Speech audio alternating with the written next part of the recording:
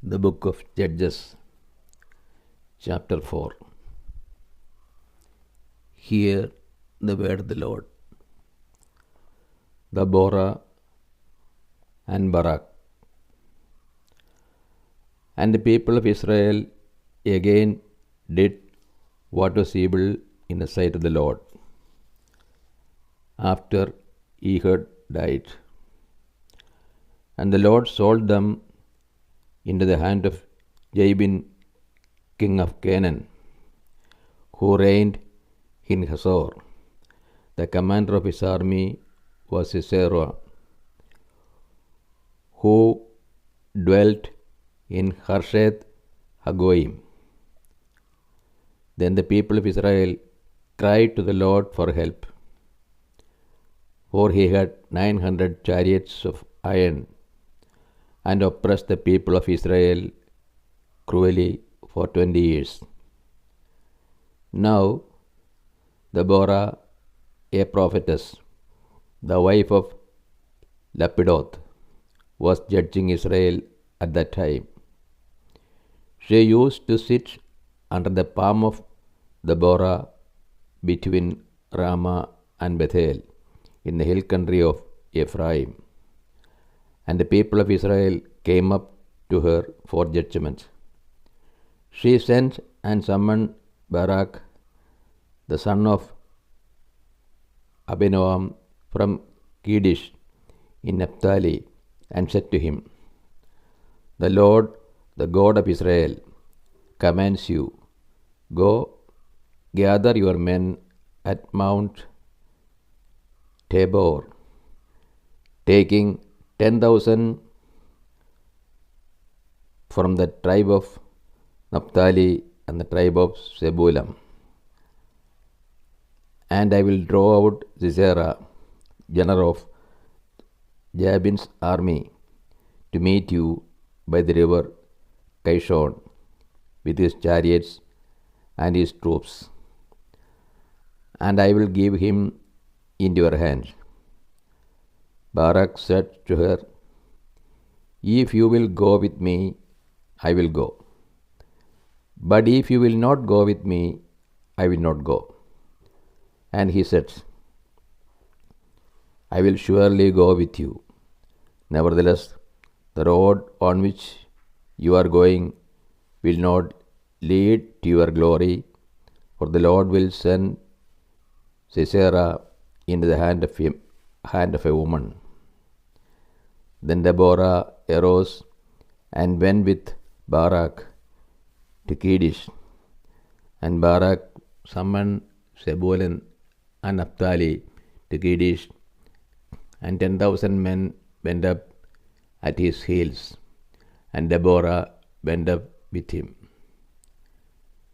Now Heber the Kenites had separated from the Kenites, the descendants of Hobab, the father-in-law of Moses, and had pitched his tent as far away as the oak in Sananim, which is near Kedesh. When Sisera was told that Barak, the son of Abinoam, had gone up to Mount Tabor, Sisera called out all his chariots, 900 chariots of iron, and all the men who were with him, from Harosheth Hagoyim to the river Kishon. And Deborah said to Barak, "Up, for this is the day in which the Lord has given Sisera into your hand. Does not the Lord go out before you?" So Barak went down from Mount Tabor with 10,000 men following him.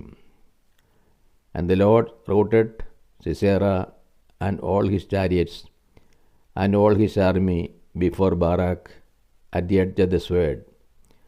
And Sisera alighted from his chariot and fled away on foot.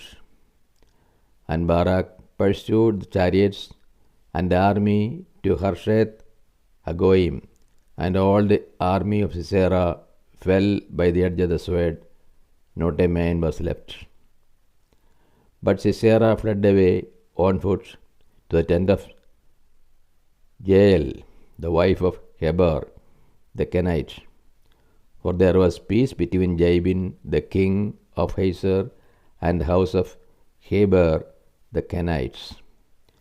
And Jael came out to meet Sisera and said to him, Turn aside, my lord, turn aside to me, have no fear. So he turned aside to her into the tent, and she covered him with a rug. And he said to her, Pray, give me a little water to drink, for I am thirsty. So she opened a skin of milk and gave him a drink and covered him. And he said to her, Stand at the door of the tent, and if any man comes and asks you, Is anyone here? Say, No. But Jael, the wife of Heber, took a tent peg and took a hammer in her hand and went softly to him and drove the peg into his temple till it went down into the ground, as he was lying fast asleep from weariness. So he died. And behold, as Barak pursued Sisera, Jael went out to meet him and said to him, Come, and I will show you the man whom you are seeking. So he went into her tent, and there lay Sisera dead, with the tent peg in his temple. So on that day God subdued Jabin, the king of Canaan, before the people of Israel. And the hand of the people of Israel bore harder and harder on Jabin, the king of Canaan, until they destroyed Jabin, king of Canaan. This is the word of the God to us. O Lord, open our hearts, that you put into practice that which you have revealed to us.